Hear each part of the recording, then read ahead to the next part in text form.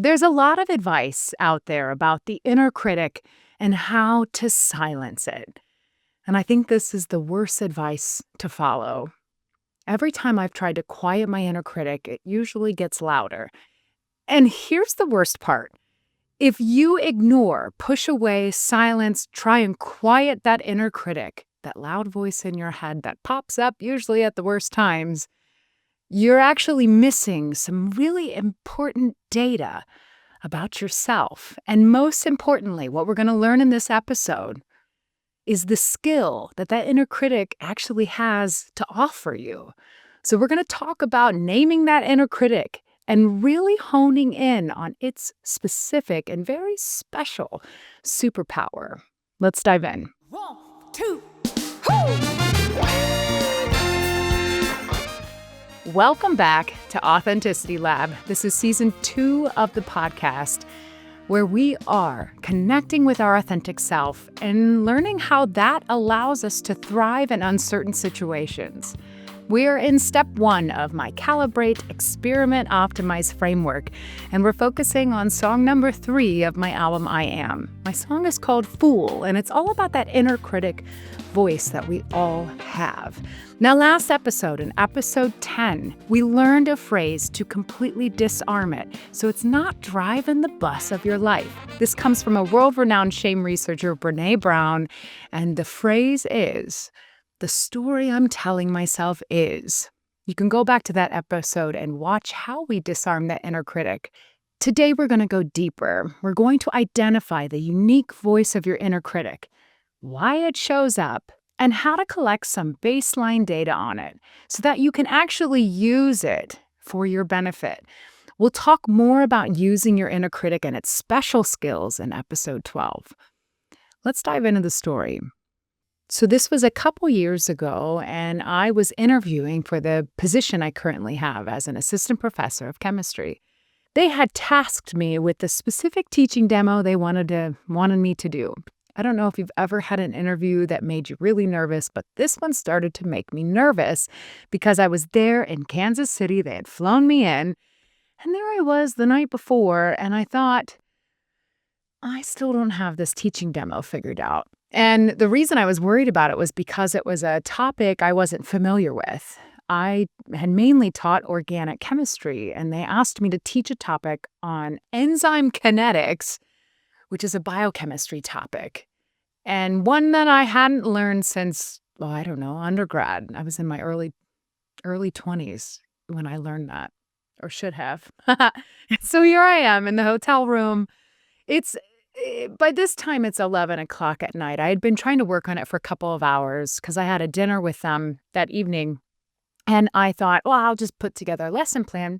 I've put together plenty of lesson plans, but I hadn't really thought about how hard this one was going to be. So as I was working on it, I noticed I just couldn't get through it. It was tough. There were some things I had to learn and relearn. And as I was struggling, of course, this is when the inner critic shows up. My inner critic was yelling at me saying, this looks like garbage. This is going to be terrible. It was yelling at me saying this isn't perfect. When I realized it was the inner critic that was a perfectionist, it helped me pause and step back and assign it a new role. Because here's the thing, I couldn't move forward with the inner critic screaming loudly in my ear. So I asked it to just pause for a moment, and I said, I will use you at the very end. I will let you tell me all the things you need to tell me. Let me get through a good working draft first. So I gave myself permission to not be perfect. I asked the inner critic to wait to use its special skill. And I did just that. I got through the teaching demo. I also made a quick little video. It was like 5 minutes that I shared to show them how I use video in my coursework. And so it was great. I got through with everything. And of course I had mistakes. Of course I had ways to improve it. I had to edit the video a little differently and order some things differently as well. But the key was that I let my inner critic use its special skill of being a perfectionist at the end because it wasn't useful at the beginning. So let's analyze this story from the lens of the scientific method. The data I collected after my experiment of trying to develop this teaching lesson was that my inner critic was really trying to make me be perfect when I was at the beginning of writing it, which is nearly impossible. Anytime you try to write a first draft, it's just that. It's a draft. And it would have been so easy for me to let it run that entire experiment. But instead, I paused. So I was kind of collecting data while I was running the experiment, and it allowed me to see what was actually going on, which was that I had a very helpful part of myself jumping in at the wrong time. And most importantly, I noticed the voice. The voice was a perfectionist that was yelling. It was screaming. Another thing, if I zoom out even more, I recognized the inner critic got louder the later it got. I find that to be very interesting. The conclusion I came to, though, was that I am the one driving the bus of writing this teaching lesson. And my inner critic is just trying to be helpful, albeit very loud at the wrong time. And it's more of a passenger in my car while I'm getting to the destination of the end of my teaching lesson. Let's now talk about the unique voice of your inner critic. I've distilled this down into 5 voices, and this has kind of come to me through conversations with friends, all the students that I've coached, and just looking within. My inner critic usually falls within one of these 5 categories. I'll also share what they're trying to protect and what they are worried about, and then also I'll share their hidden skill, which is the thing we're going to use in the next episode. Again, the inner critic can be your ally. All right, let's walk through them. Number 1 is the perfectionist. It wants you to feel worthy. So it speaks up when it's worried you aren't being perfect. Its hidden skill, though, is quality control. It's so good at focusing on details to correct you. Number 2 is the catastrophizer. Makes a big deal about the sky that is falling. Really, it just wants you to feel safe. Its hidden skill is scanning scenarios that are a good fit or not a good fit for you. Number 3, the people pleaser. If you've been listening to this podcast, you know that I am a recovering people pleaser, and of course my inner critic keeps coming up. This inner critic just wants you to belong. Now, its hidden skill, though, is very fine-tuned empathy, being able to scan people, pick up on small shifts and energies. It's a very powerful inner critic if it's used properly. Number 4 is the comparer, the inner critic that compares you with everybody else on social media. This is one of those that come up when I'm in the gym and I see someone that's a lot more fit than me. I just have to remind myself that this inner critic just wants me to hit my goals.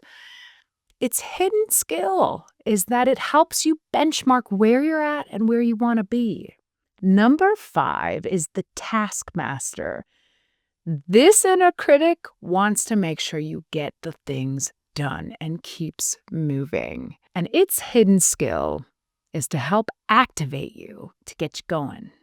Of course, if you let any of these inner critics, when they're very loud, if you let them drive the bus of your life, it will not go well. This happens to all of us. So the idea is that if we can name one of these 5 types, we get to understand its role in the task we're doing, but remain with our hands on the wheel and just hand it a clipboard and tell it, you will have to wait until I ask for your help.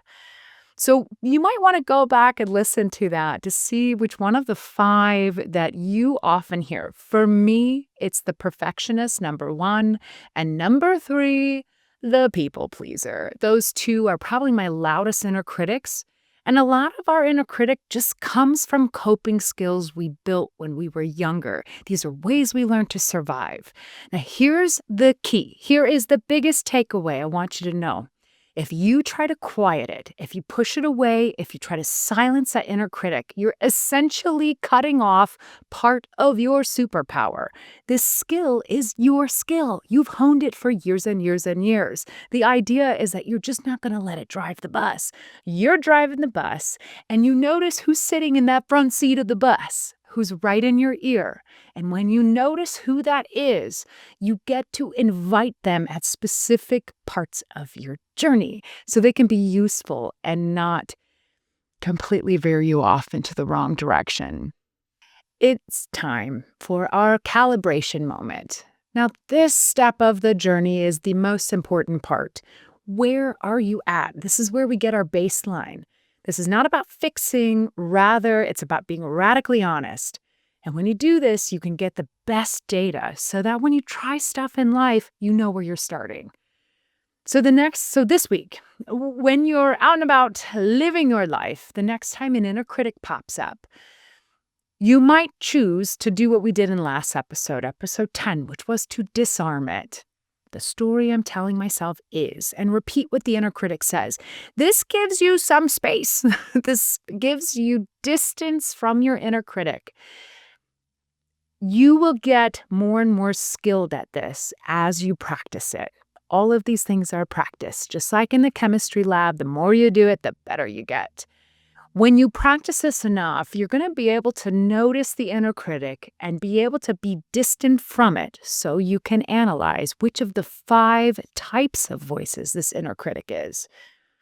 Do you notice how nuanced it is? They're so loud you can't even notice it's a perfectionist sometimes. I tell you, back off of it a bit. You're going to name the inner critic's voice this week. Is it the perfectionist, the catastrophizer, the people pleaser, the comparer, or the taskmaster? I want you to become aware of what it was protecting. Was it protecting feeling worthy, feeling safe, feeling like you belong, feeling like you're going to hit your goals, feeling like you're moving, you're doing, you're completing things? What is it making sure you're doing or having or being?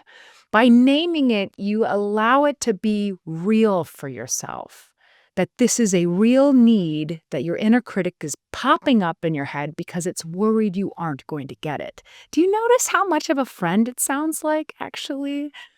It's so hard, though, because it's so loud. The last thing I want you to do is I want you to claim the skill that it has. We will be working on next episode on how to use it, but just this week, at least acknowledge what it's good at. For me, in the story I shared today, my perfectionist is really, really good at detail-oriented editing. It is very good at it. And I let that inner critic run wild at the end of my teaching lesson. And it must have worked because I got the job. And they really liked my teaching demo that I gave. So remember, your inner critic is always gonna be in the car. I really disagree with advice that suggests that there's ways you can quiet it, silence it, push it away. If you do that, you actually are missing some really amazing skills that you've honed over the years. The key is that we need to be driving the bus of our life, or the minivan, whatever you want to imagine you're driving. And the passenger is the inner critic. And although it's screaming in your ear, you can disarm it. You can also figure out what flavor of inner critic it is. And by naming it, then you can name what it's trying to protect. And finally, honor the skill that it brings. No matter how much work I do on my, healing my childhood wounds and working on all this, recording these podcast episodes, writing songs to help me understand myself, using the scientific method to back away from my life, to collect data, guess what? I still have an inner critic. And it is so useful because I know so much about my inner critic. When it speaks up, I know when to listen to it because it has skills. It's very useful and it can be your ally. This is the end of our episode. And I want to thank you so much for listening to this episode of Authenticity Lab, where we talked about the 5 unique voices of our inner critic. If something in this episode spoke to you, please comment below or please email me at kelsey@kelseymiles.com. I love hearing from you. Just a reminder, I am not a therapist. I'm not a trained, licensed therapist, psychologist, none of that. I'm a chemist and a musician. I use music to heal, and the scientific method has allowed me to understand a whole lot of stuff about what's within. And I think it's a tool all of us can use. The coolest thing is that we're all so unique, yet we have so much in common. And I keep finding that to be so interesting. Next week's episode, we are going to talk about how to use your inner critic, that special skill that it has. Well, I'll be back next week with a new life story. My hope is every episode inspires you to live boldly, lead a life of curiosity, so you can keep being your most amazing, authentic self.